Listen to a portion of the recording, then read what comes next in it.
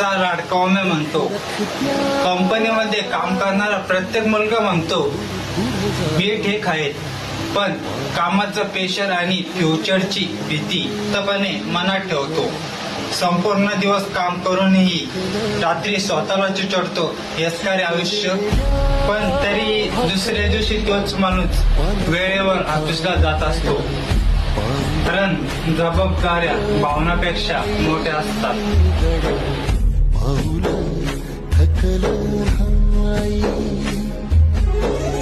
झालो बरबाद जाई बसला घाव उरी कलेची आग सार जाळून जाईना.